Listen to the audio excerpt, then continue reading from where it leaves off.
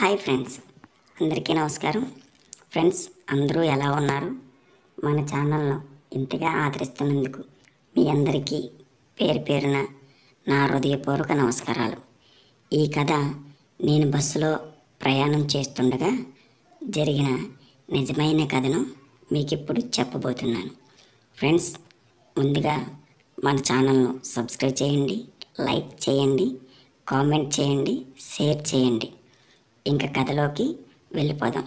Hi, నా పేరు రాజు.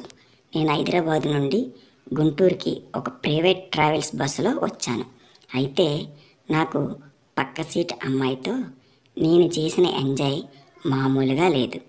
ఆ రోజు రాత్రి 11 గంటలకు హైదరాబాద్ నుండి గుంటూరుకి రావడానికి బస్ బుక్ చేసుకున్నాను.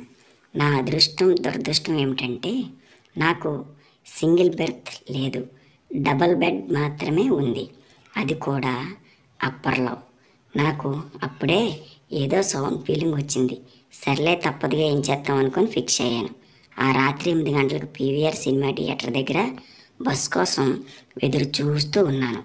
డ్రైవర్ అప్పుడే కాల్ చేశాడు. ఎక్కడున్నారు అని అడిగితే ఇక్కడే ఉన్నాను అని చెప్పాను. 10 నిమిషాల్లో వస్తాను అని అన్నాడు. సరే అని ఖాళీగా ఎందుకు ఉండాలని టీ తాగుతూ సిగరెట్ వెలిగించి కూర్చున్నాను. నా పక్కనే కొంచెం దూరంలో ఒక అమ్మాయి ఉంది. బ్యాగ్ తీసుకొని తను కూడా ఎక్కడికో వెళ్తుంది అని అనుకున్నాను. తనని చూస్తూ సిగరెట్ తాగేశాను. మౌత్ ఫ్రెష్ వేసుకొని ఎదురు చూస్తూ ఉన్నాను. ఇంతలో బస్సు వచ్చింది. నేను వెళ్ళలేదు. ఆ అమ్మాయినే చూస్తూ ఉన్నాను. తన దగ్గరకు ఏజెన్సీ అతను వచ్చి, మీరు ఎక్కవలసిన బస్ ఇదే, ఎక్కండి అని చెప్పాడు. తను ఎక్కింది. నేను కూడా ఆ అమ్మాయి ఎక్కడెక్కుతుందో అని చూస్తున్నాను. నేను లోపలికి వెళ్ళి చూశాను. తను కనిపించలేదు. సర్లే, బస్సులోనే కదా ఎక్కింది, ఎక్కడో ఒక దగ్గర ఉంటుందిలే అనుకొని తను ఎక్కడ దిగుతుందా అని చూస్తూ ఉన్నాను. తను దిగినప్పుడు దిగేద్దాం అనుకున్నాను. నేను నా సీటు దగ్గరికి వెళ్ళాను. ఎవరో ఉన్నారు. నేను చూడలేదు. ఏంట్రా నాకు ఈ పరిస్థితి? నా పక్కనే ఎవరో తెలియని మనిషితో ప్రయాణం ఎలా అని అనుకుంటూ పైకి ఎక్కాను. అయితే నాకు మైండ్ పోయింది. చూస్తే నేను కింద చూసిన అమ్మాయి ఉంది అక్కడ. అప్పటి వరకు నాకున్న ఆలోచన మొత్తం పోయి ఒక్కసారిగా ఎక్కడా లేని సంతోషం వచ్చింది. సరే అని నేను బెర్త్లో ఉన్న తన విండో దగ్గర కూర్చుంది. తను కూర్చున్న సీట్ నాది, కానీ ఆమె అడిగింది తనకివ్వమని. ఓకే అని చెప్పాను. ఇంకా కాసేపటికి బస్సులో వాటర్ బాటిల్ ఇచ్చారు. తనతో ఎలా మాట్లాడాలని ఆలోచిస్తూ ఉన్నాను. ఇంతలో నాకు ఫోన్ వచ్చింది. ఎక్కడ్రా అని మా చెల్లెలు. బస్సు ఎక్కాను అని చెప్పాను. ఓకే అని కాల్ కట్ చేశాను. సరే అని నేను ముందు మాట కలపాలని ఎక్కడి వరకు అని తన గుంటూరు అని చెప్పింది. నేను కూడా గుంటూరు అని థ్యాంక్స్ అని చెప్పింది. ఎందుకని అడిగాను. ఎవరో పక్కన తెలియని వాళ్ళు ఉంటారు ఏమో అని అనుకున్నాను అని అన్నది. నేను ఓకే అని చెప్పాను. నీ పేరేమిటి అని అడిగాను. తన పేరు చెప్పింది. నా పేరు అడిగింది. నేను కూడా చెప్పాను. మీరేం చేస్తుంటారు అని తనే అడిగింది. నేను జాబ్ అని చెప్పాను. ప్రతి నెల ఒకసారి ఆఫీసులో మీటింగ్ ఉంటుంది, అందుకే వచ్చాను అని చెప్పాను. నువ్వేం చేస్తున్నావు అని అడిగింది. నేను ఇక్కడే ఉంటున్నా, జాబ్ కోసం ట్రై చేస్తున్నాను అని చెప్పింది. అంతవరకు బాగానే ఉంది. తర్వాత నేను వాట్సాప్ ఓపెన్ చేసి చూశాను. గుడ్ నైట్ అని మెసేజ్ అండ్ స్టేటస్ సంగతి చూస్తున్నాను. తను చూసి, ఎవరు మీ లవర్నా మెసేజ్ చేసింది అని అడిగింది. అప్పుడు నేను అంత లేదు, మా ఫ్రెండ్స్ అండ్ క్లాస్మేట్స్ అని చెప్పాను. ఇంతలో తనకి ఒక ఫోన్ వచ్చింది. వాళ్ళ అన్నయ్య విషయం మొత్తం చెప్పింది. నా గురించి కూడా చెప్పింది. తను నాతో మాట్లాడతానని నాకు ఫోన్ ఇచ్చింది. అతను భయ్యా, తనకి నిద్ర పిచ్చి, పడుకుంటే అస్సలు లేవదు. కొంచెం మీరు ఎక్కడ దిగుతారో తనని కూడా అక్కడే దిగమని చెప్పండి మీతో పాటుగా అని చెప్పాడు. అప్పుడు నేను ఓకే బ్రో, నాది కూడా గుంటూరునే, నో ప్రాబ్లం అని తనకి ఫోన్ ఇచ్చేశాను. తను కాసేపు మాట్లాడి కాల్ కట్ చేసింది. ఇంకా ఒకరి గురించి ఒకరు తెలుసుకుంటున్నాం. తనకి ఇంతవరకు లవర్ లేడు అని చెప్పింది. నన్ను అడిగింది, నాకు కూడా లేదు అని చెప్పి, అయినా సరే నేను చేసే నా జాబ్ టైమింగ్స్కి నాతో ఎవరు స్పెండ్ చేయలేరు, లవ్ కూడా చేయరు అని అన్నాను.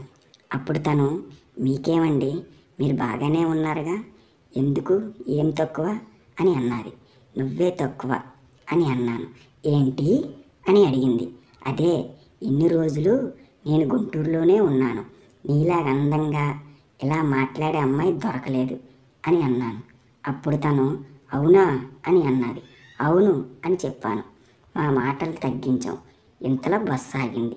టీ కానీ టిఫిన్ కానీ చేసేవాళ్ళు ఉంటే వెళ్ళండి అని అన్నారు. అప్పుడు నేను వెళ్దాం రండి అని చెప్పాను.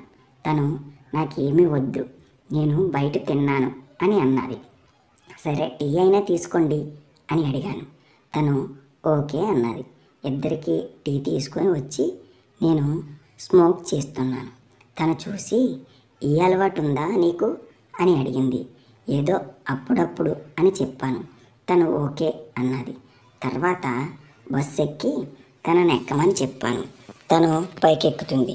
నాకు తన అందాలు నా ముఖానికి తగిలాయి. తను సారీ అని చెప్పింది. పర్లేదులే అని నేను కూడా పైకెళ్ళి పడుకున్నాను. కాసేపటికి నిద్రపోయింది. తనను చూస్తూ నిద్రపోయాను. కాసేపటికి నా కాలు మీద ఏదో బరువుగా అనిపించి కళ్ళు తెరిచి చూశాను. తన కాలు నా కాలు మీద ఉంది. సర్లే అని నేను పక్కకు జరిగాను. తన కాళ్ళు తెరిచి చూసింది, కానీ ఏమీ అనలేదు. మళ్ళీ కొద్దిసేపటికి నా గుండెలపైన తన చెయ్యి వేసింది. నాకు చిరాకు అనిపించి చెయ్యి తీశాను. తను లేచి, సారీ, నాకు నిద్రలో అలా అలవాటు ఉంది, ఏమీ అనుకోవద్దు అని అన్నారు. ఓకే అని అన్నాను. మళ్ళీ పడుకున్నాను. కొద్దిసేపటికి తను నా దగ్గరికి జరిగి వచ్చింది. ఇంకా నాకు సంతోషం ఎక్కడికో వెళ్ళిపోయింది. నా మనసు ఇదే మంచి ఛాన్స్ అనుకొని నేను తనని నా భుజం మీద పడుకోబెట్టి తనతో టిఫిన్ చేశాను. తనలో ఏమీ చలనం లేదు. నేను తర్వాత తన అందాలతో ఆడుకుంటున్నాను. తన నిద్రలో ఉంది. ఇంక నేను ఏదో తెలియని మత్తులోకి వెళ్ళిపోయాను. తన అందాలతో ఆనందిస్తూ ఉండగా తను ఒక్కసారిగా కళ్ళు తెరిచి చూసింది. నాకు అర్థం కాలేదు. కళ్ళు మూసుకున్నా. తను నెమ్మదిగా దగ్గరికి జరిగింది. ఓకే అని నేను ఇంకా చెప్పలేను, అంత ఆనందంతో ఉన్నాను. తను ఒక్కసారిగా పైకి లేచింది. నేను భయంతో అలా ఉండిపోయాను. తను ఎవరైనా చూస్తున్నారేమో అని అటు ఇటు తిరిగి చూసి చెప్పింది. అందరూ పడుకున్నారు అని చెప్పాను. సరే అయితే ఇంక నీ ఇష్టం అని చెప్పింది. నేను అలా తనని మత్తులోకి తీసుకెళ్తున్నాను. తను పూర్తిగా మత్తులోకి వెళ్ళిపోయి ఇంకా పని చెయ్యి అని అన్నది. నేను సరే అని అన్నాను. బస్సు వేగంగా వెళ్తుంది. నేను నీ పని ఎక్కడ చేస్తావు అని అడిగింది. ఎక్కడే కదా అని అన్నాను. తను కొంచెం భయంగానే ఉంది. నేను తనకి ధైర్యం చెప్పి అలా నెమ్మదిగా తనని మత్తులోకి తీసుకువెళ్ళి తనతో నెమ్మదిగా పని చేయడం మొదలుపెట్టాను. తను చాలా ఆనందిస్తూ ఉంది. అలా ఒక 20 నిమిషాల తర్వాత పని పూర్తయిన తర్వాత కూర్చున్నాం. ఎలా ఉంది అని అడిగాను. తను చాలా బాగుంది అని చెప్పింది. నువ్వు గుంటూరులో ఎక్కడుంటావు అని అడిగింది. నేను అడ్రస్ చెప్పాను. తను కూడా అడ్రస్ చెప్పింది. అప్పుడు నాకు జస్ట్ 10 కిలోమీటర్సే దూరం అన్నాను. అవును, 15 నిమిషాల ప్రయాణం అంతే అని అన్నది. నెంబర్ అడిగాను. ఫోన్ నెంబర్ ఇచ్చింది. అప్పుడే వాట్సాప్లో మెసేజ్ చేశాను. తను ఓకే అని చెప్పి నిద్రపోయింది. అలా ఆ రోజు రాత్రి అంతా ట్రావెలింగ్ బస్సులో మా ప్రయాణం సాగించాం. ఇంకా అక్కడ నుండి మాకు కుదిరినప్పుడల్లా నేను గుంటూరులో తను ఉంటున్న దగ్గరికి వెళ్ళి చాలా బాగా ఆనందిస్తూ తనకు నచ్చినట్టుగా ఉంటూ తనకి స్వర్గం చూపిస్తూ ఉండేవాడిని. ఓకే ఫ్రెండ్స్, ఇది కథ మీకు చెప్తున్నాను.